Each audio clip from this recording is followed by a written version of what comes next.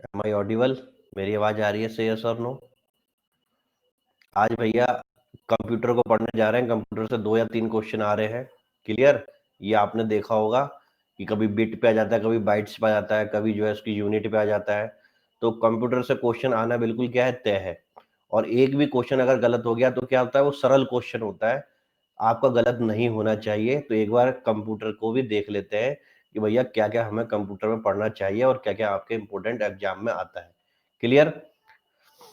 जितने भी नए बच्चे उनको पता है प्रीलिम्स के सारे सब्जेक्ट मैं पढ़ाता हूँ। ये मेरा कोर्स है, आप इसमें एनरोल कर सकते हो। ये एक प्रीलिम्स का कोर्स, ये प्रीलिम्स का कोर्स 9 बजे रोज होता है ये, और ये होता है सुबह 11:30 बजे। क्लियर? आप इसमें आ सकते हो। जैसे ही खत्म होंगे फिर दूसरा सब्जेक्ट लग जाएगा। ऐसे करके सारे सब्जेक्ट लगेंगे। और मेंस की बात करें तो मेंस में पेपर 2, पेपर 3, पेपर 1, पेपर 4 चारों सब्जेक्ट जो है आप मेरे द्वारा पढ़ोगे। अगर सोशियोलॉजी ऑप्शनल है तो दोनों पढ़ोगे with answer writing and test series और इंटरव्यू की असिस्टेंस। तो आपको सब कुछ मिलेगा क्या, एक ही पैकेज में।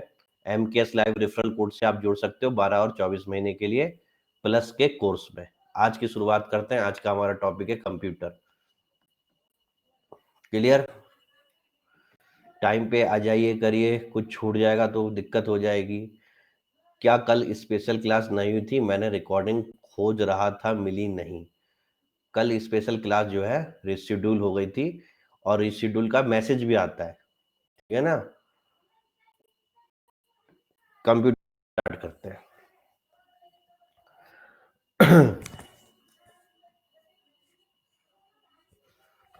अगर हम कंप्यूटर को बात करें तो कंप्यूटर जब भी हम देखते हैं हमारे दिमाग में क्या आता है? हमारे दिमाग में क्या आता है कि लैपटॉप, डेस्कटॉप, ठीक है ना? यही जो है क्या है, हमारे दिमाग में आता है। क्लियर? कंप्यूटर जो चल रहा है, अगर कोई आपसे पूछे कि इसकी जो स्मॉलेस्ट इकाई है, ठीक है, स्मॉलेस्ट यूनिट है, वो क्या होगी? तो इसकी जो स्मॉलेस्ट यूनिट होती है वो होती है बिट। क्या होती है बच्चों? बिट। ये सभी बच्चों को पता है। क्लियर? बाइट नहीं होती, बिट होती है। और बहुत सारी बिट मिलके क्या करती हैं? बाइट्स का निर्माण करती हैं। क्लियर? वो कितनी होती हैं आगे चल के हम पढ़ेंगे। क्लियर? तो सबसे स्मॉलेस्ट यूनिट जो है वो बिट ही है। ठीक है? ये एक सबसे बेसिक क्वेश्चन जो कंप्यूटर से पूछा जाता है कि सबसे स्मॉलेस्ट यूनिट कौन सी है। जब हम कंप्यूटर को देखते हैं तो भैया उसके पार्ट्स से भी क्वेश्चन आते हैं। क्लियर? ये आपका जो है, मान लेते हैं लैपटॉप या डेस्कटॉप जो भी है। अब इस कंप्यूटर के अगर मैं पार्ट बोलूं तो 4 इसे मुख्य पार्टों में डिवाइड किया जाता है। इन 4 पार्ट को समझना बहुत जरूरी है। पहला आता है सेंट्रल प्रोसेसिंग यूनिट। क्या होता है बच्चों? Central processing unit. चाहे आप साइंस बैकग्राउंड के नहीं भी हो तब भी आपको लेक्चर बहुत अच्छा समझ में आएगा, जिसकी सिर्फ शॉर्ट फॉर्म होती है CPU। बाकी जो है दूसरी होती है आपकी मेमोरी पार्ट। तीसरा पार्ट होता है आपका इनपुट पार्ट। ठीक है? और चौथा पार्ट होता है आउटपुट पार्ट। इन 4 मेन पार्ट्स में ही क्या डिवाइड किया जाता है किसी भी कंप्यूटर को, और यहीं से क्या होते हैं, क्वेश्चन भी बनते हैं। तो सबसे पहले बच्चों हम क्या पढ़ने जा रहे हैं? CPU पढ़ने जा रहे हैं। क्लियर है? तो सबसे पहले हम देखते हैं सेंट्रल प्रोसेसिंग यूनिट क्या होती है। सेंट्रल प्रोसेसिंग यूनिट, प्रोसेसिंग से आप शब्द समझ में आ रहा होगा कि कुछ प्रोसेस हो रहा है। जैसे आप खाना बनाते हो तो खाने को प्रोसेस करना पड़ता है। ठीक है? तो जितने भी आप डेटा वेटा डाल रहे हो या जो भी आप आउटकम चाहते हो कंप्यूटर से, तो वो पहले प्रोसेस होना चाहिए कि नहीं होना चाहिए? और वो प्रोसेस इतनी जल्दी होता है कि हमारे सामने क्या हो जाता है, तुरंत रिजल्ट आ जाता है। क्लियर? हमें वेट नहीं करना पड़ता। जैसे मैं यहां से क्वेश्चन पूछता हूं, भैया इसका आंसर बताओ, तो आप वेट करके थोड़ा आंसर देते हो, कंप्यूटर तुरंत आंसर दे देता है। यानी कि जो इसका सेंट्रल प्रोसेसिंग यूनिट है वो बहुत ही क्या है, फास्ट है। और सेंट्रल प्रोसेसिंग यूनिट को द ब्रेन ऑफ कंप्यूटर भी बोलते हैं। क्या बोलते हैं? ब्रेन ऑफ कंप्यूटर बोलते हैं। प्रीलिम्स में सीधे क्वेश्चन आएगा, निम्न में से किसे ब्रेन ऑफ कंप्यूटर बोलते हैं? तो भैया आप CPU पे टिक लगा देना।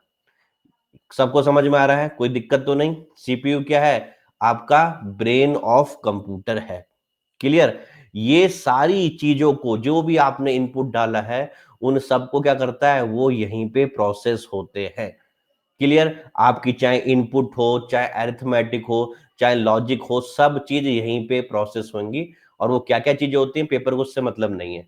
आपके सिंपल जो है पेपर में क्या आएगा कि ब्रेन ऑफ कंप्यूटर किसे कहते हैं, चुपचाप से किस में लगा देना, सीपीयू में टिक लगा देना। क्लियर।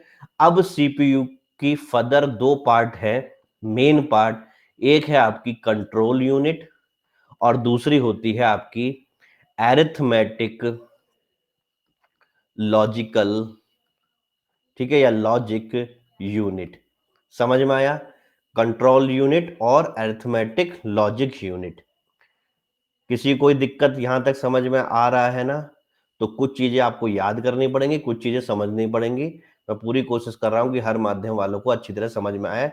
और अभी हम क्वेश्चन भी देखेंगे कि पेपर में किस तरह के क्वेश्चन पूछे जाते हैं, और आप 100% क्वेश्चन सही करोगे आज के लेक्चर से। तो अभी तो सरल सरल चीजें बताई जा रही हैं, तो अपना कॉन्सेप्ट क्या करो, क्लियर करो। मोर देन 80% क्लास में कंसंट्रेशन होना चाहिए, भले ही ये चीजें आपको आती हो या नहीं आती हो। क्लियर? यहां तक कोई दिक्कत? ठीक है। अब जो है आपका जो हमारी मेमोरी है, क्लियर, अब हम इस पे पहुंच जाते हैं, मेमोरी पे। क्लियर। मेमोरी पे जैसे हम पहुंचते हैं, मेमोरी को आप जो है यारदाश्त भी बोल सकते हो कंप्यूटर की। तो मेमोरी में हमें जो है क्या देखना पड़ता है, एक होता है आपका इंटरनल मेमोरी, जिसको प्राइमरी मेमोरी भी बोलते हैं। क्लियर। दूसरी होती है एक्सटर्नल मेमोरी, जिसको हम सेकेंडरी मेमोरी भी बोलते हैं। क्लियर। ये सीधे पूछ देगा निम्न से कौन सा प्राइमरी मेमोरी का घटक है, निम्न से कौन सा सेकेंडरी मेमोरी का घटक है। क्लियर। अब जो आपकी प्राइमरी या इंटरनल मेमोरी है, ये फर्दर डिवाइडेड होती है दो चीजों में, एक होता है रैम और एक होता है रोम। क्लियर। रैम की फुल फॉर्म होती है आपकी रैंडम एक्सेस मेमोरी। क्लियर। और रोम की होती है आपकी read only memory, read only memory. Clear. अब इस चीज को समझते हैं ये क्या बवाल है। ये बहुत ही आसान बवाल है। सबसे पहले तो देख लेते हैं कि जो मेमोरी होती है, ठीक है, जो उस मेमोरी की कैपेसिटी की क्या यूनिट होती है। अगर हम मेमोरी की बात करें तो उसकी कैपेसिटी क्या होगी। सबसे पहले जो है आपका, जो हमने बिट बाइट देखा था ना, उसी की हम बात कर रहे हैं। तो भैया ये किस में होती है, बाइट्स में होती है। क्लियर। बाइट्स में नहीं होगी तो भैया आपको किलो बाइट्स में मिलेगी। किस में मिलेगी, किलो बाइट्स में मिलेगी। और एक किलो बाइट्स में कितने बाइट्स होते हैं आपके, 1024 बाइट्स होते हैं। क्लियर। तो मेरा पेन चल नहीं रहा है, आप जरूर इसको लिखो, मैं बोल देता हूं। पेन बहुत परेशान कर रहा है आजकल। एक किलो बाइट, ठीक है, जिसको हम केबी बोलते हैं, कहते हैं ना नेट की स्पीड कितने में आ रही है, केबी में आती है, बोलते हैं नहीं बोलते, 1024 बाइट्स होते हैं। ठीक है, बिट नहीं बाइट्स। ऐसी एक मेगा बाइट, मेगा बाइट मतलब एमबी, एक मेगा बाइट में 1024 किलो बाइट होते हैं। ठीक है। एक गीगाबाइट में, जिसको आप जीबी बोलते हो, उसमें 1024 ठीक है, क्या आते हैं, एमबी होते हैं। और फिर होता है एक टेराबाइट, जिसको आप टीबी बोलते हो, एक टेराबाइट में 1024 गीगाबाइट होते हैं। इस चीज को समझो, अभी आप समझो इसे, फिर मैं क्वेश्चन पूछूंगा और बहुत सारे लोग गलत भी करेंगे उसको। क्लियर। मैंने क्या बोला, एक किलो बाइट में कितने बाइट हैं, 1024 बाइट हैं। एक मेगाबाइट में 1024 केबी, एक गीगा में 1024 एमबी, और एक टेरा में 1024 जीबी। समझ में आया? यानी कि जो ये चीज है वो यहां आ जा रही है, देखो, इसकी ये चीज इसकी यहां आ जा रही है, इसकी ये चीज यहां आ जा रही है। यानी कि अगर हमें जिसको मान लेते हैं एक टेराबाइट को कन्वर्ट करना है बाइट्स में, तो हमें क्या करना पड़ेगा, उल्टा चलना पड़ेगा। ठीक है, क्लियर। इसके हम क्या करें, बैक जाके जाएं, तो हमें क्या करना पड़ेगा, यानी कि अगर जीबी से बाइट में जाओगे तो जीबी को पहले किस में बदलो, एमबी में, एमबी से बदलो केबी में, और फिर केबी से फिर 1024 बाइट्स में आएगा। सीधे नहीं आ सकता, समझ में आया, क्योंकि किसी में भी सीधे नहीं है। ये समझ पा रहे हो, सही यस और नो, क्लियर। 7 महीने 7 घंटे 7 दिन, जो भी हो, क्लास में ध्यान ज्यादा दिया जाए, क्योंकि आप लोगों के कमेंट से बच्चे क्या होते हैं, आपके कमेंट पढ़ने लग जाते हैं कि ये क्या लिखा है, क्लियर। तो जिसको आता है वो शांत बैठे और सबको सीखने का क्या दें, मौका दें। एक भी बच्चे का क्वेश्चन गलत हो गया वो बाहर हो जाएगा, तो दिक्कत क्या है, आपको नहीं, मेरे को बहुत ज्यादा होगी दिक्कत। ठीक है, मेरे को आपसे ज्यादा दिक्कत हो जाएगी कि मेरे बच्चे क्वालिफाई नहीं हुए, तो मेरे को बहुत दिक्कत की बात है। ये मेमोरी कैपेसिटी सबने लिख ली अपनी कॉपी में, 1 किलोबाइट में 1024, मेगा में 1024 केबी, गीगा में 1024 MB, टेरा में 1024 GB, क्लियर। ठीक है, आगे चल के इसी पे हम सवाल भी करेंगे। तो अब हम आ जाते हैं फिर से किसमें, मेमोरी की बात कर रहे थे। एक इंटरनल मेमोरी थी, एक एक्सटर्नल मेमोरी थी। इंटरनल मेमोरी दो तरह की थी, रैम और रोम। अब ये समझते हैं रैम और रोम क्या होता है। तो सबसे पहले देख लेते हैं, रैम को ही निपटा देते हैं। ये सब क्या है, इंटरनल मेमोरी के पार्ट है, अभी एक्सटर्नल मेमोरी नहीं आई है। ठीक है, तो इंटरनल मेमोरी में रैम है, जिसको हम बोलते हैं random access memory. Random access memory क्या होती है, इसको हमें ज्यादा पढ़ने की जरूरत नहीं है, सिंपल सी सोचो कि ये आपका क्या है, कंप्यूटर है। ये क्या है, आपका कंप्यूटर है। अब इस कंप्यूटर में जितनी भी डेटा है, क्लियर, कुछ ऐसी चीजें होती हैं जब आप कंप्यूटर को ऑफ कर दोगे तो वो भी क्या हो जाती है, उसके संग खत्म हो जाता है।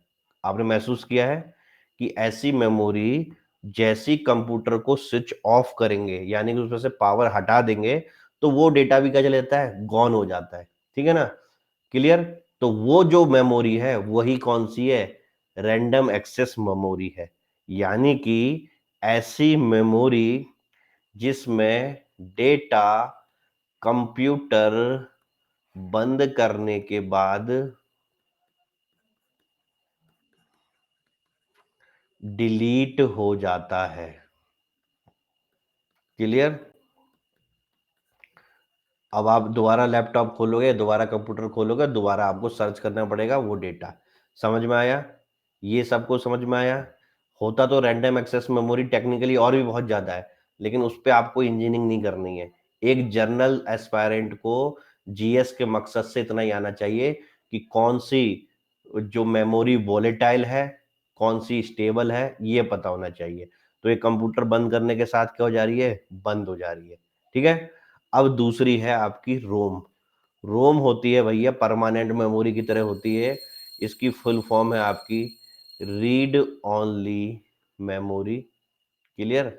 और ये मेमोरी कंप्यूटर अगर आप बंद भी कर दोगे तो उस पर कोई फर्क नहीं पड़ता। ठीक है ना, वो डेटा क्या होगा, कंप्यूटर बंद करने के बाद भी, बंद करने के बाद भी क्या करेगा, डेटा सरवाइव करेगा या बचा रहेगा। क्या ये बात समझ में आई, इसी से आपका वहां पे ऑब्जेक्टिव क्लियर होगा। से यस और नो, याद कर लोगे, मैं तो याद कराऊंगा ही रोज कभी ना कभी बोल के, रैम और रोम, रैम और रोम, रैम और रोम। ठीक है, क्लियर। आगे बढ़ते हैं। अभी हमने क्या देखा, ये वाला पार्ट, रैम देख ली, रोम देख ली।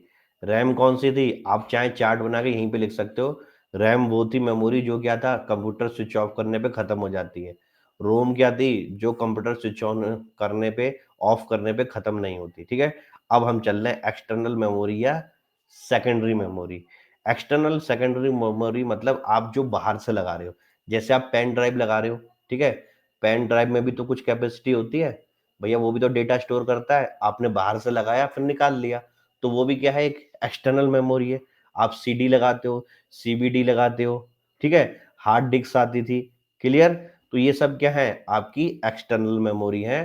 तो सीधे क्वेश्चन आएगा निम्न में से कौन सी एक्सटर्नल मेमोरी है, तो अब हमारी क्लास के बच्चे आसानी से कर लेंगे। Floppy disk. अब तो ये आना बंद हो गई, पहले हमारे टाइम पे ये फ्लॉपी डिस्क में ही क्या करते थे, हम प्रेजेंटेशन जमा करते थे जो संबंधित प्रोफेसर को करना होता था। अब मेरे ख्याल से मिलती भी होगी कि नहीं मिलती होगी, क्योंकि इसमें ज़्यादा स्टोरेज हो नहीं पाता था और बहुत ही अजीब सी होती थी। डीवीडी। अब तो भैया पेन ड्राइव का ज़माना है, अब तो सीडी और डीवीडी का भी ज़माना चले गया। क्लियर? ये सारी क्या है, एक्सटर्नल मेमोरी है या सेकेंडरी मेमोरी है। ठीक है, याद कर लोगे। और कभी कभी पेन ड्राइव को अगर लिखा हुआ आ जाए कि यूएसबी फ्लैश ड्राइव, तो डरना नहीं है, बात एक ही है। कहीं मैंने पढ़ाया पेन ड्राइव, वहां पे आ गया यूएसबी फ्लैश ड्राइव, और आप बोल रहे हो कि नहीं यूएसबी फ्लैश ड्राइव तो एक्सटर्नल मेमोरी हो नहीं सकती क्योंकि सर ने नहीं पढ़ाया, और वो क्या कर दिया आपने, इंटरनल मेमोरी में डाल दिया, तो गलत हो जाएगा। क्या मेरी बात समझ में आ रहा है? अब इसके बारे में हमें नहीं पढ़ना है कि पूरा डिटेल से पढ़ो, टाइम वेस्ट करो, वो मेरा काम नहीं है। अभी हम ऑब्जेक्टिव करेंगे तो आपको खुद पता चल जाएगा कि हमने कितना पढ़ा है और उसमें से कितना आया कि नहीं आया। क्लियर? अब हम समझते हैं कंप्यूटर में इनपुट और आउटपुट यूनिट क्या होती हैं। बहुत सरलता से हम कंप्यूटर पढ़ रहे हैं और कोई भी अभी तक हमने डीप चीज नहीं पढ़ी है, लेकिन सवाल सारे होंगे। इनपुट और आउटपुट दो की क्या है, आपकी यूनिट है। समझो, जैसे कि मेरे ये है, ये क्या है आपका पेन टैब बोलते हैं। मैं इसमें कुछ लिख रहा हूं तो वो अंदर जा रहा है, यस और नो, तो मैं इसको इनपुट यूनिट बोल सकता हूं। क्या मैं इसे इनपुट यूनिट बोल सकता हूं? यानी कि आपके लैपटॉप कंप्यूटर में जो आप बाहर से उसके मॉनिटर में इनपुट कर रहे हो, that is input unit. Clear? ये मेरा माउस है, ये मेरा माउस है। इस माउस से क्या करता हूं मैं, राइट लेफ्ट क्लिक मारता हूं, सर्च करता हूं, कॉपी पेस्ट करता हूं, तो ये इनपुट यूनिट होगी, आउटपुट यूनिट हुई? जल्दी बताओ कौन सी यूनिट हुई है? इनपुट। सब बच्चे लिखें जिनको समझ में नहीं आ रहा है, तो वो इनपुट यूनिट हो गई। क्लियर? ठीक है। अब कोई एक लाइट पेन होता है जो लाइट से चलता है, वो भी क्या है, इनपुट यूनिट।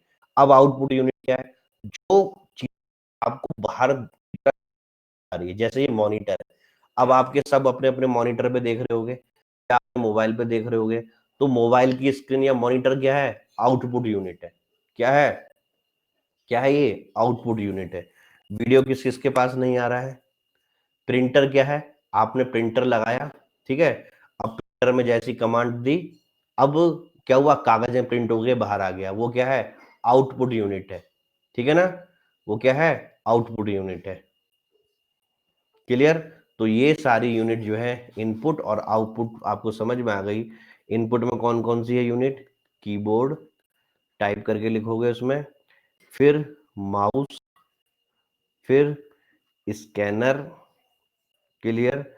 फिर आपके पेन, इलेक्ट्रिक पेन, ये सब हो गए इनपुट यूनिट।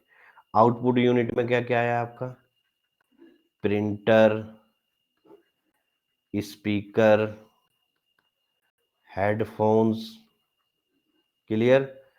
फिर उसके बाद जो है आपका मॉनिटर, ये भी आउटपुट कर रहा है, प्रोजेक्टर। क्लियर? ये सब क्या है, आपकी आउटपुट यूनिट है। यहां तक किसी को कोई दिक्कत, कोई परेशानी, किसी भी बच्चे को कोई दिक्कत इनपुट आउटपुट यूनिट में, यहां तक जो हमने पढ़ा है, कोई दिक्कत? ठीक है। अब हमारे कंप्यूटर सॉफ्टवेयर, क्या बच्चों, कंप्यूटर सॉफ्टवेयर ये दो तरह के होते हैं। एक होता है आपका सिस्टम सॉफ्टवेयर और एक होता है आपका एप्लीकेशन सॉफ्टवेयर। यहां से भी क्वेश्चन आने लग गए हैं, और ये क्वेश्चन भी क्या हो जाते हैं, लोगों के गलत हो जाते हैं। क्या वहां पे कंफ्यूजन हो जाता है, या आपने पढ़ा नहीं होता तो कंफ्यूजन हो जाता है। सबसे पहले समझते हैं सिस्टम सॉफ्टवेयर को, इधर वाले पे ध्यान दो। सिस्टम सॉफ्टवेयर क्या है, एक तरीके का, ये कंप्यूटर सिस्टम का मतलब क्या है, कंप्यूटर आपका सिस्टम ही तो है, ठीक है ना। तो ये कंप्यूटर का ऑपरेटिंग सिस्टम है एक तरीके से। जैसे मतलब कंप्यूटर क्या कर रहा है, उन चीजों पे क्या कर रहा है, ऑपरेट कर रहा है। क्लियर? जैसे कि आपके सबके लैपटॉप में या कंप्यूटर में आपने देखा होगा माइक्रोसॉफ्ट की विंडो होती कि नहीं होती? अगर माइक्रोसॉफ्ट की विंडो ना हो तो क्या आपका लैपटॉप कंप्यूटर चल पाएगा? नहीं चल पाएगा ना। जब करंट हो जाती है तो आप क्या करते हो, उसको फिर से क्या करते हो, रीइंस्टॉल करवाते हो, करवाते नहीं करवाते? तो सिस्टम को कौन चला रहा है? माइक्रोसॉफ्ट, बिल गेट्स चला रहा है। ठीक है ना? बाकी तो कंप्यूटर क्या है, खोखा है, लेकिन उसकी एप्लीकेशन को चलाने के लिए किसने दिया? माइक्रोसॉफ्ट ने। तो डेट इज क्या है, सिस्टम सॉफ्टवेयर है। ये समझ में आया सिस्टम सॉफ्टवेयर क्यों क्यों है? जैसे कि एप्पल वालों का मैक ओएस होता है, मैक ऑपरेटिंग सिस्टम, से यस और नो। जैसे कि आपका लिनक्स होता है, ये भी क्या है, ऑपरेटिंग सिस्टम है। अब आपके मोबाइल की बात कर लें, जैसे ये आपका मोबाइल है, तो या तो एंड्रॉयड मोबाइल होगा, होगा कि नहीं होगा? और एंड्रॉयड मोबाइल नहीं तो किसी का भैया मैक वाला होगा। तो वो क्या है, इसका सॉफ्टवेयर सिस्टम है, यानी कि आपका एंड्रॉयड सिस्टम भी क्या है, आपका सिस्टम सॉफ्टवेयर है। समझ में आ गई? क्लियर? ठीक है। तो ये सब क्या है, हमारे सिस्टम सॉफ्टवेयर हैं, यानी कि ये कंप्यूटर के इंटरनल ऑपरेशन को क्या करते हैं, आपके कंट्रोल करते हैं। क्या करते हैं? They control internal computer operation. समझ में आया? क्लियर? कोई दिक्कत? कोई दिक्कत यहां तक किसी को भी? आगे बताओ, जो गेम्स इंजन होते हैं, गेम्स इंजन होते हैं वो क्या होते हैं? सॉफ्टवेयर होंगे कि एप्लीकेशन सॉफ्टवेयर होंगे? Games, games engine, games engine क्या होंगे, सिस्टम सॉफ्टवेयर होंगे कि एप्लीकेशन सॉफ्टवेयर होंगे? जल्दी बताओ। मैं गेम्स की बात नहीं कर रहा हूं, मैं गेम सिस्टम की बात कर रहा हूं, और वो हमेशा सिस्टम सॉफ्टवेयर है। ठीक है ना? गेम्स इंजन क्या है, सिस्टम सॉफ्टवेयर है। सारे गेम चल जाते हैं आपके लैपटॉप में? ये बताओ, चेक नहीं करते 32 का है कि 64 का है? इतने सारे गेम होते हैं, 64 वाले में ही चलते हैं, पता है ना? ठीक है। तो भैया आपका लैपटॉप भी क्या होना चाहिए, अपग्रेडेड वर्जन होना चाहिए, नहीं तो खतरनाक जो है गेम नहीं चलेंगे, ऐसा बोला जाता है। क्लियर? हाँ सर, हार्ड डिस्क हैवी चाहिए, अब आया अनुपम। तो गेम्स इंजन भी क्या है आपके, सिस्टम सॉफ्टवेयर ही है। ठीक है। एक चीज और देख लेते हैं, इंडस्ट्रियल ऑटोमेशन, ये क्या है? हाँ, ग्राफिक कार्ड। इंडस्ट्रियल ऑटोमेशन ये क्या है? इंडस्ट्रियल ऑपरेशन सिस्टम सॉफ्टवेयर है कि एप्लीकेशन सॉफ्टवेयर है? ये भी सिस्टम सॉफ्टवेयर है। क्या है ये? सिस्टम सॉफ्टवेयर है। ठीक है। वो ग्राफिक कार्ड को अलग रखो, ग्राफिक कार्ड की बात नहीं हो रही है। ठीक है। क्योंकि जितने भी ग्राफिक सॉफ्टवेयर हैं वो क्या है, एप्लीकेशन सॉफ्टवेयर है। ठीक है ना? क्लियर? तो ये जो है आपको याद करने पड़ेंगे, these are the system software. अगर वहां पे कॉमन सेंस लगा सकते हो तो भाई कॉमन सेंस ही कर लो, और अगर आपको कंप्यूटर से बहुत ज्यादा डर लगता है तो भैया याद करो। क्लियर? अब आ जाते हैं एप्लीकेशन सॉफ्टवेयर पे। एप्लीकेशन सॉफ्टवेयर वो होते हैं जो कोई स्पेसिफिक टास्क करते हैं, क्योंकि जो सॉफ्टवेयर जिस तरीके से बनाया गया होगा उसी तरीके से क्या करेगा, काम करेगा। तो स्पेसिफिक टास्क। क्लियर? ये है इंडस्ट्रियल ऑटोमेशन। क्या है ये? Industrial automation. नमस्कार भाई सभी को। अब एप्लीकेशन सॉफ्टवेयर में क्या है कि भैया आपको ये बाहर से लाने पड़ते हैं, बाहर से इन द सेंस या तो वेबसाइट से डाउनलोड कर लिए या कहीं और से डाउनलोड कर लिए, और अपने कंप्यूटर में क्या करने पड़ते हैं, इंस्टॉल करने पड़ते हैं। करते हो नहीं करते? फिर उसको अनइंस्टॉल कर देते हो, फिर इंस्टॉल कर लेते हो। तो ये सारे क्या है, आपके एप्लीकेशन है। जैसे कि सबसे बढ़िया वेब ब्राउजर्स। ठीक है। या तो आपने गूगल क्रोम रख रखा होगा, नहीं तो मोजेला रख रखा होगा, नहीं तो वो है इंटरनेट एक्सप्लोरर रख रखा होगा। से यस और no? These are the application software. Common sense से लगाना वहां पे। ठीक है। डेटाबेस प्रोग्राम, तो अगर आप जो है एक्सेल एक्सेल सीट पे अच्छा काम करते होंगे तो डेटाबेस सॉफ्टवेयर भी आते हैं। ठीक है, तो वो भी क्या है, एप्लीकेशन सॉफ्टवेयर है। फिर उसके बाद जो है आपके वर्ड प्रोसेसर, वर्ड प्रोसेसर भी क्या है आपका, एप्लीकेशन सॉफ्टवेयर है। क्लियर। फिर उसके आपके बाद एक्सेल, एक्सेल सीट जो भी होती हैं, ग्राफिक सॉफ्टवेयर, ये भी सब क्या है आपके एप्लीकेशन सॉफ्टवेयर है। ठीक है। अब मुझे बताओ, जो ये एमएस वर्ड होता है, ये कौन सा सॉफ्टवेयर है, सिस्टम सॉफ्टवेयर है कि एप्लीकेशन सॉफ्टवेयर है? जिसमें आप पावर पॉइंट बनाते हो, एक्सेल सीट बनाते हो, ये क्या है, एप्लीकेशन सॉफ्टवेयर है। क्लियर। अब यहाँ पे किसी बच्चे को कोई समस्या, कोई परेशानी, कोई समस्या, कोई परेशानी एप्लीकेशन सॉफ्टवेयर को समझने में? क्लियर। लगता है बच्चों को पता नहीं थी कि आज क्लास है 7 बजे। बच्चे अभी जो है कहीं और फंसे हुए हैं। ठीक है। बच्चे क्या कर रहे हैं अभी? वो देख रहे हैं नेशनल, क्या था वो,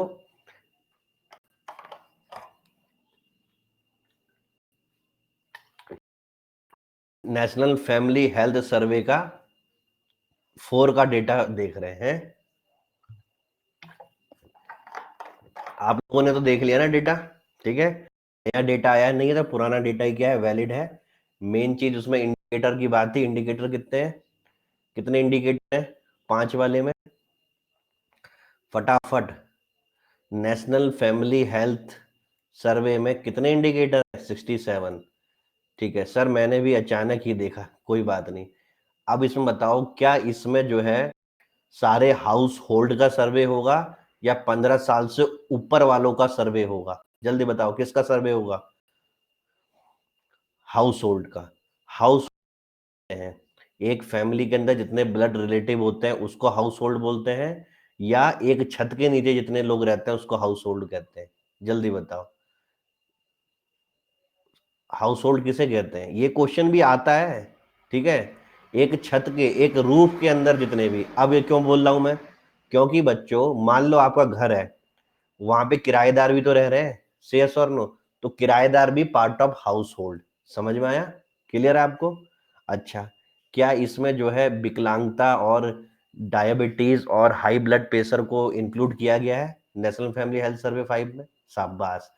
क्या इसमें भैया एड्स को इंक्लूड किया गया है, एआईडीएस को? आपने किया है हाउस होल्ड सर्वे, बहुत बढ़िया।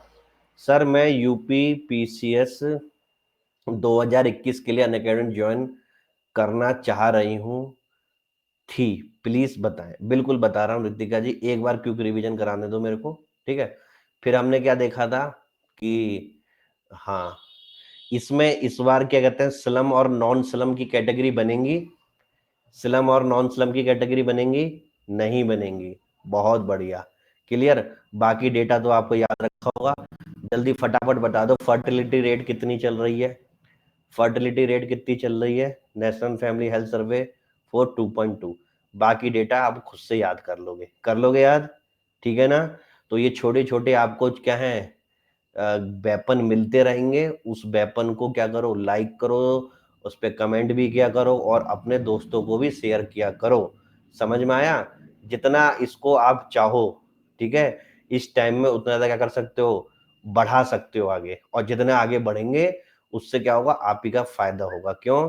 क्योंकि इस को केवल और केवल क्या कर रहा हूं, मैं ही चला रहा हूं। ठीक है। और आपको पता ही है कि पहले भी था कुछ और। ठीक है। वहां पे क्या होता था, दुनिया भर के लोग आ जाते थे, तो फिर वो मजा नहीं आता था। समझ रहे हो ना? तो अगर आप चाहते हो मैं ही बैठ यहीं पे रहूं इस चीज को, तो आपको इसको प्रमोट भी करना पड़ेगा। नहीं करोगे तो फिर कोई और आ जाएगा, फिर वही वाली बात हो जाएगी। ठीक है ना? तो अगर मुझे अपने दम पे चलाना है, तो मेरा दम कौन हो, आप लोग। समझ रहे हो इस चीज को? ठीक है। तो ये नेसेसरी भी है। इसलिए जो है हम सोच रहे हैं कि 1 महीने कम से कम आप भी क्या दो, इसमें पूरा साथ दो। और जब ये पूरा हमारा हो जाएगा तो फिर क्या होगा, हमारे हाथ में होगा, कभी भी कुछ भी कर सकते हैं। ठीक है ना? हम फिर फ्रीडम से खेलेंगे इसमें। समझ में आ रहा है? आगे बढ़ो। हाँ, कौन पूछ रहा है सब्सक्रिप्शन कैसे लेते हैं? तो को 2021 की तैयारी करनी है, 2021 की तैयारी है। आप जॉब में हो कि नॉन जॉब में हो, थोड़ा इनसे बात कर लेते हैं। जॉब में हो कि नॉन जॉब में हो, ये बताओ। नॉन जॉब हो तो रितिका जी, 7, रितिका बोरा ये नाम है ना आपका, 7 घंटे दे सकते हो? पढ़ाई में? पहले ये बताओ, 7 घंटे दिन में दे सकते हो? दे सकते हो ना? तभी मैं बताऊंगा। अगर 7 घंटे से नहीं दे सकते तो पहले 7 घंटे लेके आओ, ठीक है? कुछ शर्त रहती है मेरी क्लास में। अगर आप 7 घंटे दे सकते हो तो 2021 के लिए आपके लिए 24 महीने का क्या है, सब्सक्रिप्शन है। उसकी फीस 7560 है। इस 24 महीने के सब्सक्रिप्शन में आपको पूरा प्रीलिम्स पढ़ाया जाएगा मेरे द्वारा, सारे सब्जेक्ट, सारे लिख दे रहा हूँ, आप इसकी फोटो भी खींच लेना। फिर उसके बाद मेंस की बात करेंगे तो मेंस GS 1 से लेके GS 4 तक सारा मेरे द्वारा पढ़ाया जाएगा, 1 2 3 4, क्लियर? फिर उसके बाद अगर आपका ऑप्शनल सोशियोलॉजी रहता है तो पेपर 1 और पेपर 2 भी मेरे द्वारा पढ़ाया जाएगा आपको पूरा, क्लियर? इसकी टेस्ट सीरीज भी होगी, मेंस की टेस्ट सीरीज भी होगी, ये सब इसी में है। और सोशियोलॉजी ऑप्शनल लेते हो तो उसकी भी टेस्ट सीरीज होगी। उसके बाद जो है आपका मॉक इंटरव्यू सेशन भी क्या है, 7560 रुपए में है। और इन सब चीज के आप नोट्स भी डाउनलोड कर सकते हो, क्लियर? अब मुझे अपना थोड़ा माध्यम भी बता दो कि हिंदी माध्यम से हो कि इंग्लिश माध्यम से हो, फटाफट।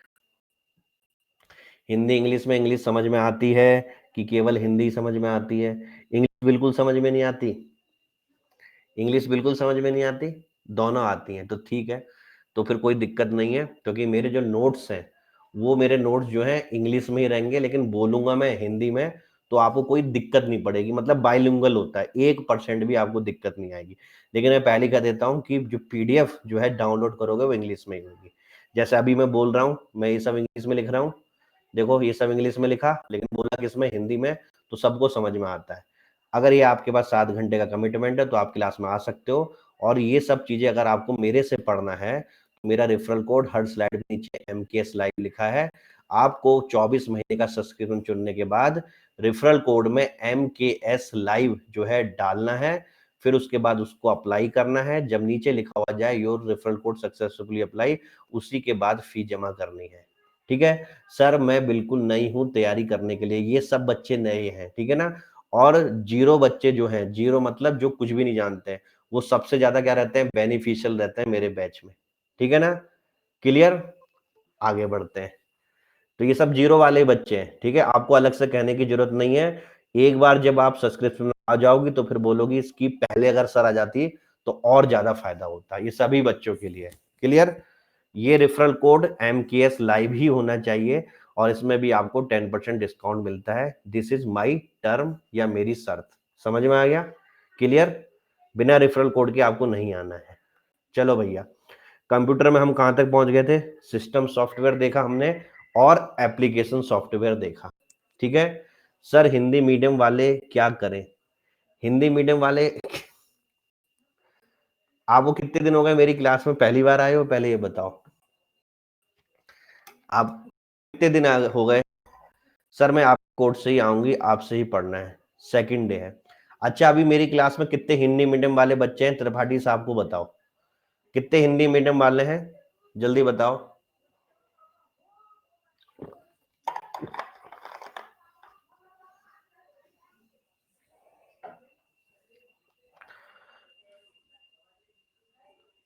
ठीक है, अब इन हिंदी माध्यम वालों में,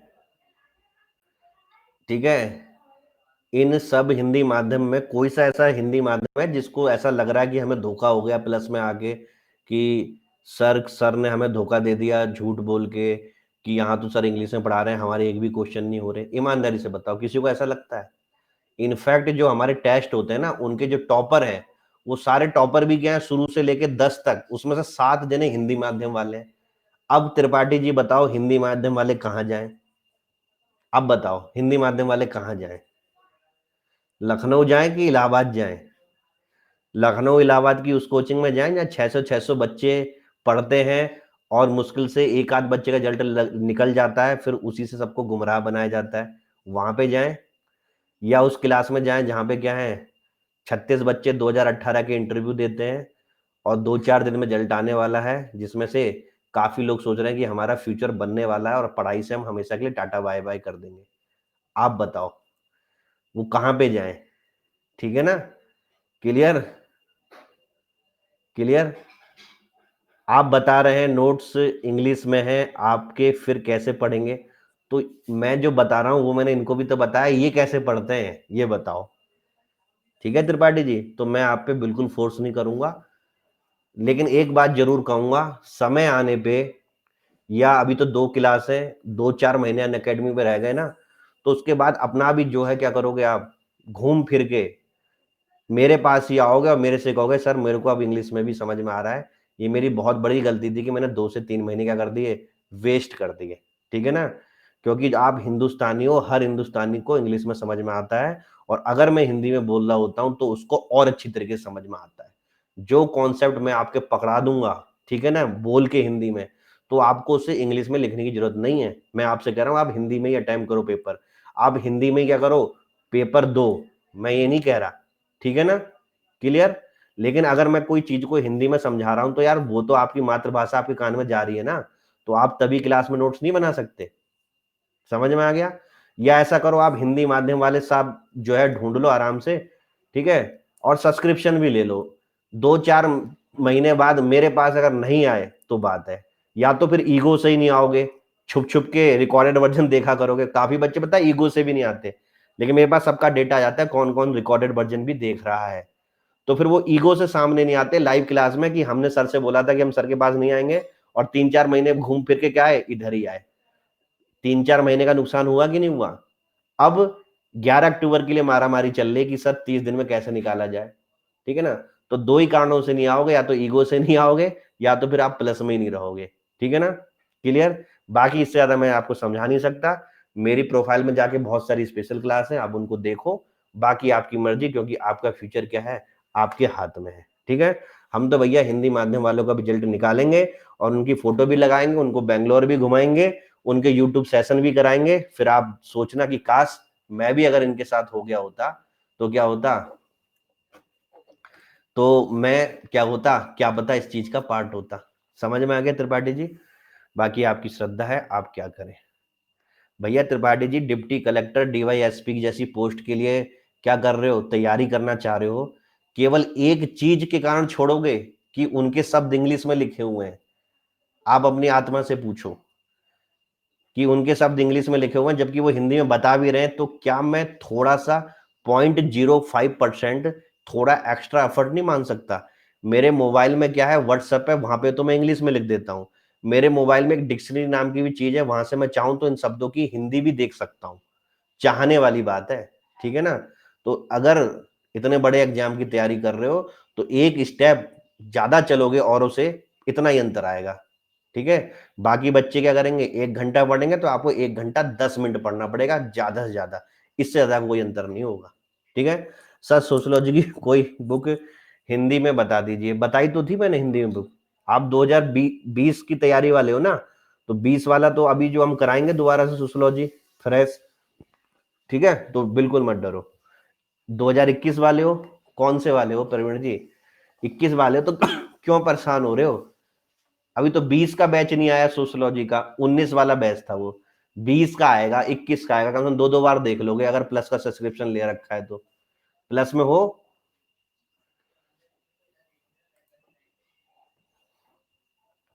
नहीं हो? बहुत बढ़िया। मैं क्या बोलूं यार अब आपको, वही समय दे रहे हो आप। ठीक है? वही समय दे रहे हो तो फिर 20 और 21 वाले बैच में आराम से बैठना, डर क्यों रहे हो? तब मैं दोबारा से किताब की लिस्ट बताऊंगा।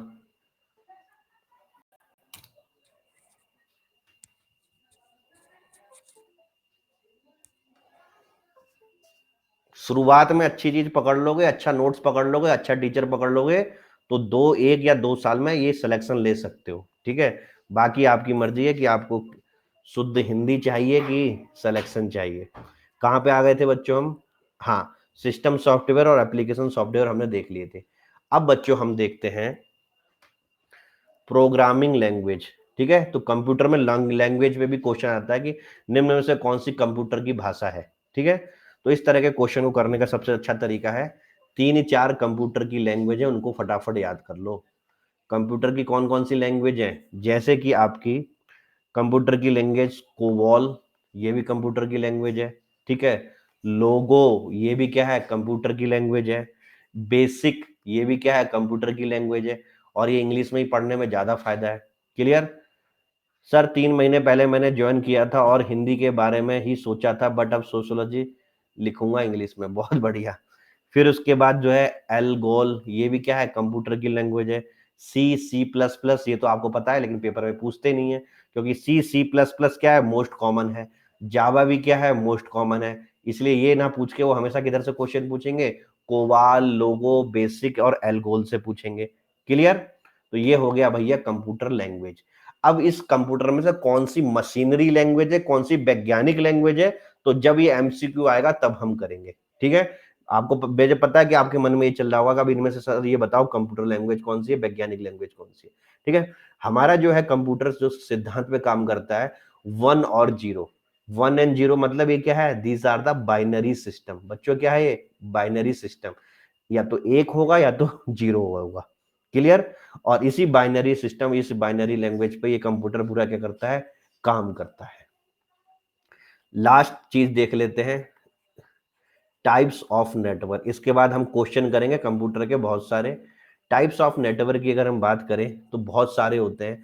लैन होता है, वैन होता है, मैन होता है। ये क्या होता है, लैन का मतलब है लोकल एरिया नेटवर्क। क्या है, लोकल एरिया नेटवर्क। वैन का मतलब क्या है, वाइड एरिया नेटवर्क। क्लियर? और मैन का मतलब क्या है, मेट्रोपॉलिटन एरिया नेटवर्क। क्लियर? अब इसको समझते हैं। लोकल एरिया नेटवर्क मतलब एक छोटी सी जगह पे आपको एक घर में या कॉलेज में या हॉस्पिटल में इंटरनेट लगाना है तो आपका लैन से काम चल जाएगा। ठीक है?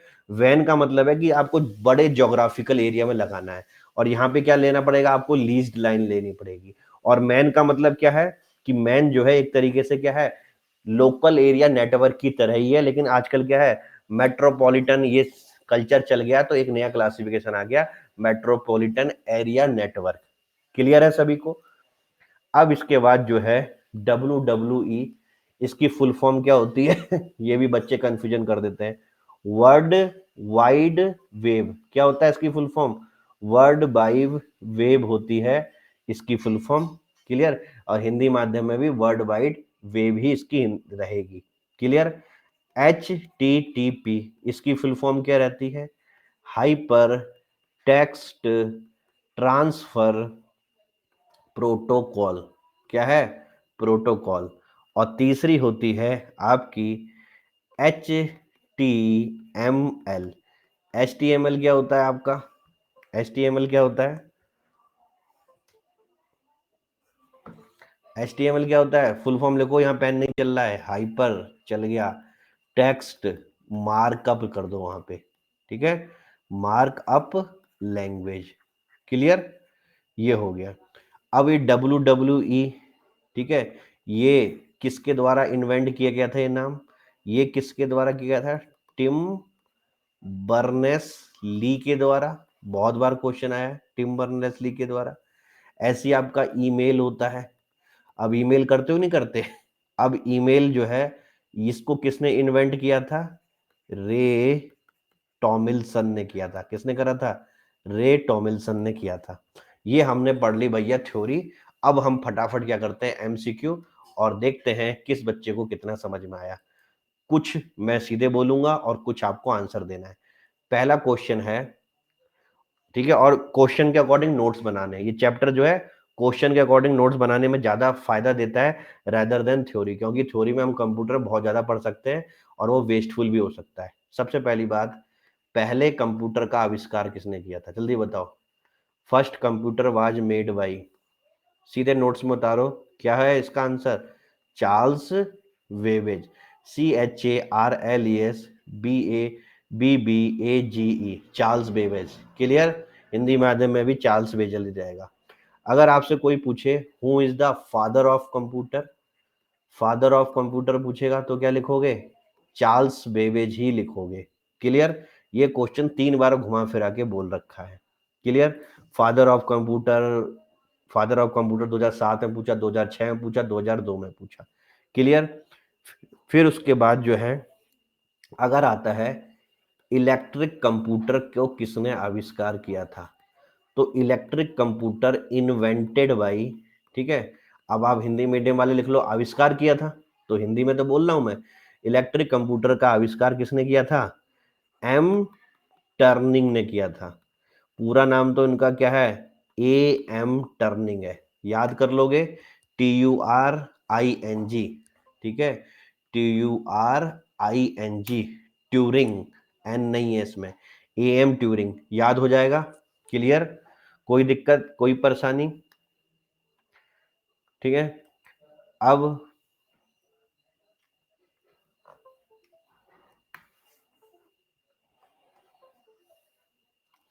और ये डिजिटल कंप्यूटर जो इन्होंने बनाया था, ठीक है, ये कहाँ पे बना था सबसे पहले? ब्रिटेन में। तो अगर क्वेश्चन ये आता है सबसे पहले इलेक्ट्रिक कंप्यूटर कहाँ बना था, तो आप ब्रिटेन पे ही टिक लगाओगे। क्लियर? अगला क्वेश्चन,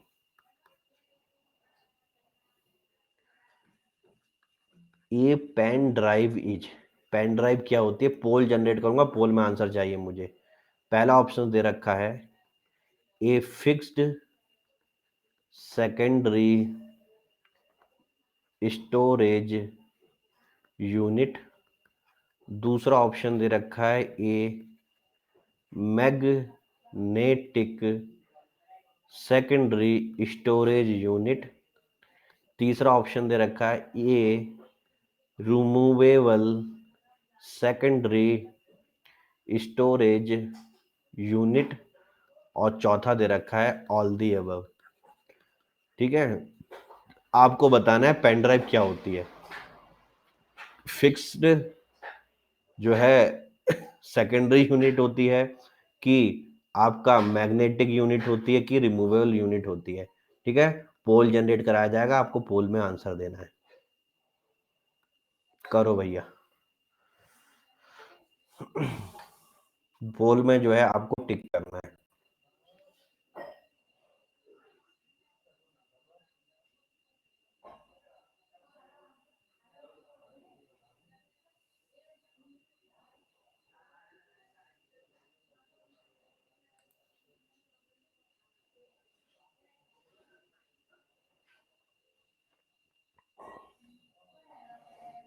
कितने लोगों का सही हुआ है, किस गलत किस किस का हुआ है ये बताओ। किस किस का क्वेश्चन गलत हुआ है? 20% लोगों का गलत हुआ है। किस किस का गलत हुआ है क्वेश्चन, बताइए। सरल क्वेश्चन था ये, गलत किसका हुआ? भैया हमें ये तो पता है 100% पेन ड्राइव क्या है, हमारी सेकेंडरी यूनिट है, इसमें तो कोई दिक्कत नहीं है। क्लियर? और अगर हमारी पेन ड्राइव सेकेंड यूनिट है, तो सेकेंडरी ये भी दे रखा है, सेकेंडरी ये भी है, सेकेंडरी ये भी है। अब मुझे बताओ पेन ड्राइव मैग्नेटिक कब से हो गई? किसकी पेन ड्राइव में मैग्नेटिक लगा हुआ है? प्रवीण जी, आपकी पेन ड्राइव में मैग्नेटिक है, जो आपने ऑल द अबव आंसर लगाया था। क्लियर? ठीक है। और पेन ड्राइव फिक्स्ड कब से हो गई? पेन ड्राइव को आप निकाल के जेब में रख लेते हो, से यस और नो, तो आंसर क्या होगा? सी होगा। हो गया गलत? अगला क्वेश्चन, पोल जनरेट होगा, कोई आंसर नहीं लिखेगा। माउस से, ये छोटी मोटी गलती तो प्रीलिम से बाहर करती है, क्योंकि ये इतने सरल क्वेश्चन है, ये गलत नहीं होने चाहिए। अगर ये गलत है तो सोच लेना उसी दिन प्रीलिम्स में बाहर हो। टफ गलत हो जाए कोई दिक्कत नहीं, क्योंकि ये गलत होना ना आपको कम से कम 10,000 बच्चों से पीछे कर देगा। एक जिस दिन आप आंसर की चेक करोगे ना, आपको उस दिन ये मेरी बातें याद होंगी। माउस क्या है? पहला ऑप्शन दे रखा है मेमोरी है, माउस इज, पेन नहीं चल रहा, माउस इज पहला है मेमोरी, दूसरा ऑप्शन है CPU, तीसरा ऑप्शन है इनपुट डिवाइस, और चौथा ऑप्शन है output device. Clear? Output device. अब आपको इसमें मैं पोल जनरेट कर रहा हूं, पोल में आपको आंसर बताना है, इसका आंसर क्या होगा। आपका टाइम स्टार्ट होता है, बताओ।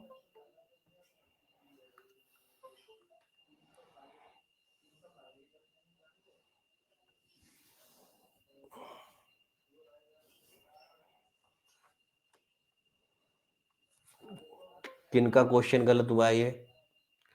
आप में से कितने लोग हैं जिनका क्वेश्चन गलत हुआ है? सामने आओ, बताओ। स्पेशल क्लास में पढ़ रहे हो, इसका भी फायदा लो। किस किस का गलत हुआ है?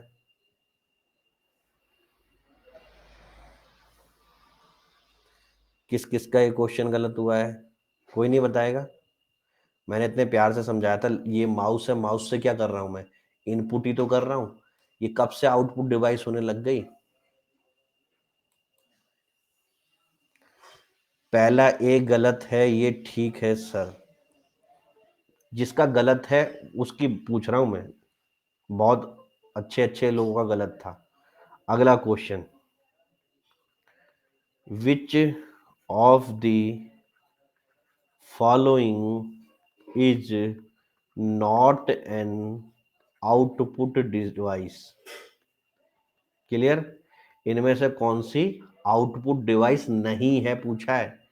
पहला ऑप्शन दे रखा है मॉनिटर, दूसरा ऑप्शन दे रखा है प्रिंटर, तीसरा ऑप्शन दे रखा है माउस, और चौथा ऑप्शन दे रखा है प्लॉटर्स। आपको पूछा है आउटपुट डिवाइस नहीं है, ठीक है? तो आउटपुट नहीं है यानी कि इनपुट है, ये पूछना चाह रहा है वो आपसे। तो एक जो है इसमें आपको आंसर लगाना है। आराम से करो इस क्वेश्चन को।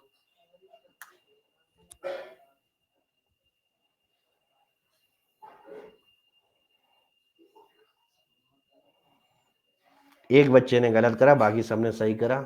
एक बच्चा कौन है वो जो गलत किया जिसने? भैया ये आउटपुट नहीं है यानी इनपुट। माउस क्या है? आपकी इनपुट है। तो माउस क्या है? करेक्ट आंसर है। क्लियर? ये क्वेश्चन गलत नहीं करना चाहिए था। जिन्होंने गलत करा एक बार सोचें क्यों गलत हुआ है। क्लियर? ठीक है। डी क्या होता है? कहाँ है डी? प्लॉटर्स नहीं पता? बीटेक करिए आपने? बीटेक करिए कि क्या करिए ग्रेजुएशन में? अगला,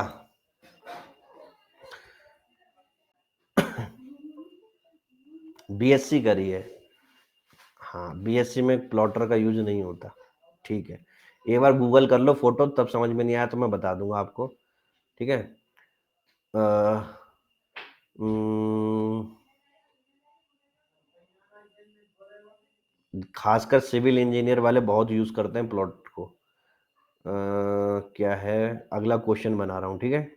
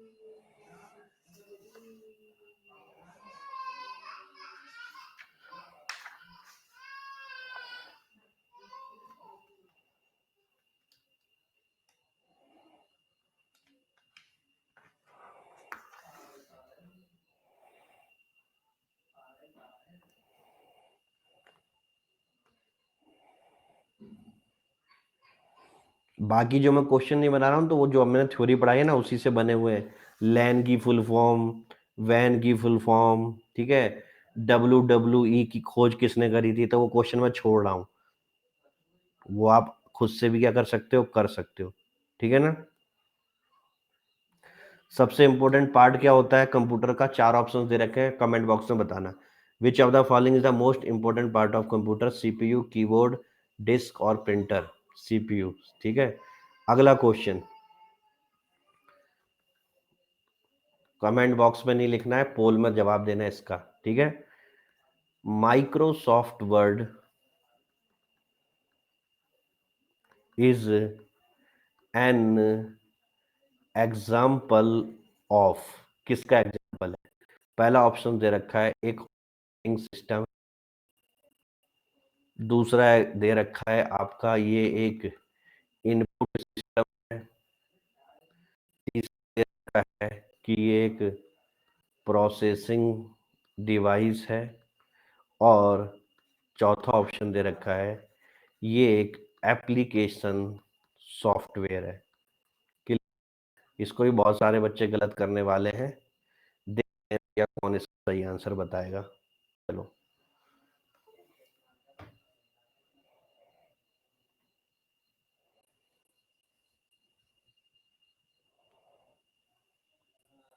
अरे वाह, खाली एक ही बच्चे ने गलत करा। किसने गलत करा? एक बच्चे का गलत हुआ है बस। किसी ने ऑपरेटिंग सिस्टम भी लगाया है।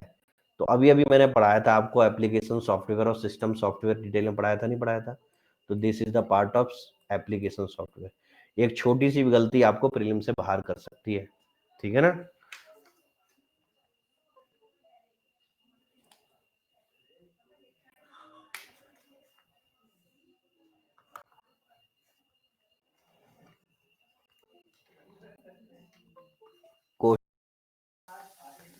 Which one of the following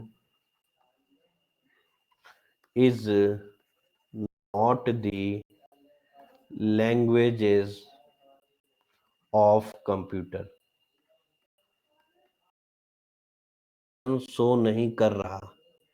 अच्छा, वो रिफ्रेश करो, सारे ऑप्शन शो करेगा। इनमें से कौन सा कंप्यूटर की लैंग्वेज नहीं है पूछा है, ठीक है? पहला ऑप्शन है बेसिक, दूसरा ऑप्शन है सी, तीसरा है फास्ट, और फॉर फोरट्रान। इनमें से कौन सी कंप्यूटर भाषा नहीं है?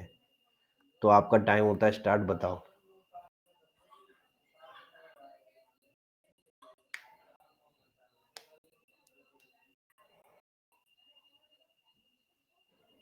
बेसिक कंप्यूटर की लैंग्वेज नहीं है, 14% लोग लिख रहे हैं यार।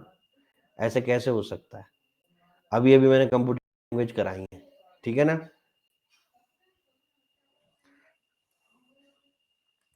इसका आंसर क्या है? फास्ट कोई लैंग्वेज नहीं होती।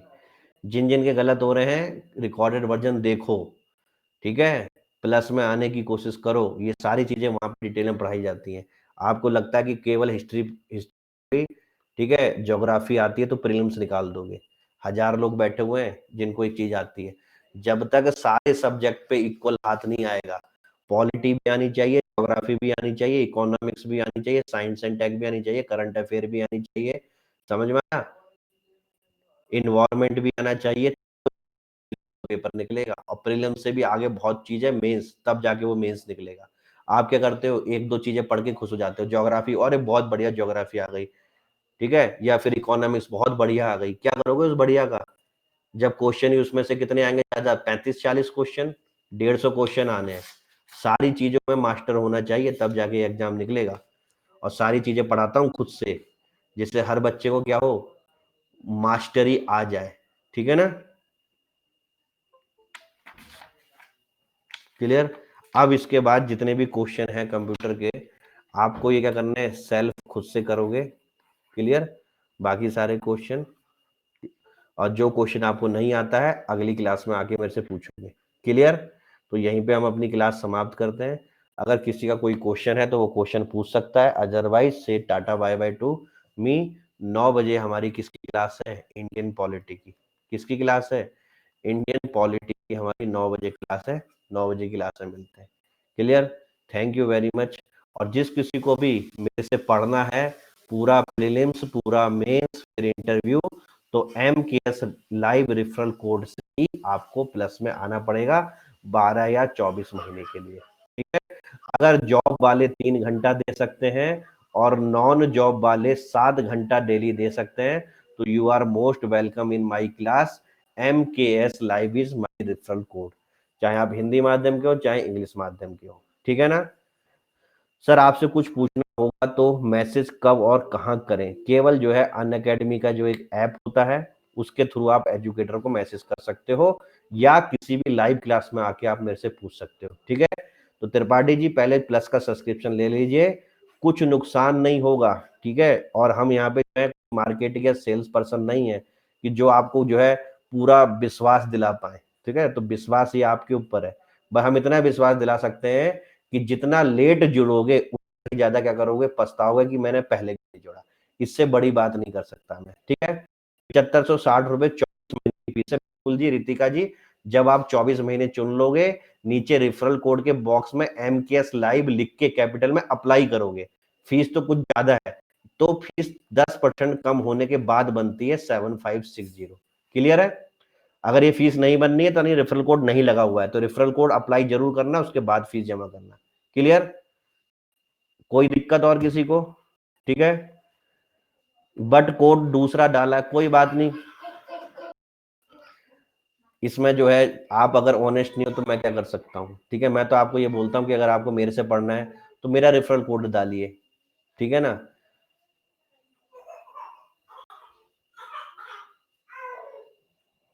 ठीक है, तो रेफरल कोड जो डालने की कोशिश कर लिया करो यार, ठीक है ना। हम जिस स्कूल में एडमिशन लेते हैं वहीं तो फीस जमा करते हैं, करते नहीं करते।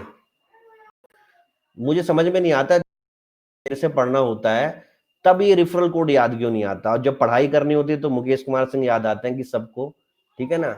और फिर बोलते हैं गलती। इसमें गलती क्या है, मैं पढ़ाऊंगा तब भी आपको, मेरे कोई दिक्कत नहीं है, लेकिन मेरे दिल में एक छोटी सी कोने में कहीं ना कहीं चीज रहती है कि यार आपको जब पढ़ना हमसे है, सब कुछ हमसे करना है, और फिर जब जैसी रेफरल कोड के बॉक्स की बात आती है तो आप क्या करते हो, वहां पे पता नहीं कौन कौन सा रेफरल कोड यूज कर लेते हो, ठीक है ना। सर पहले टाइम मांग मैनेज करना पड़ेगा फिर प्लस में आना, ठीक है ना। पता था यार, हर हर मेरी क्लास में रेफरल कोड रहता है। आप जो है एडमिशन लेने से पहले मैसेज कर सकते हो कि सर हम एडमिशन लेने वाले हैं, हम क्या करें, ठीक है ना। अब मेरे को इस पे जो है जोशी जी, आपका जो क्वेश्चन है वो प्लस की क्लास में समझाया जाएगा, पहला दूसरा तीसरा और चौथा जनरेशन का कंप्यूटर, ठीक है। Clear. Thank you very much. और मैं फिर बोल रहा हूं कि अगर आपको मेरे से पढ़ना है तो मेरा रेफरल कोड MKS लाइव ही है, ठीक है। Clear. Thank you very much, have a good day and God bless.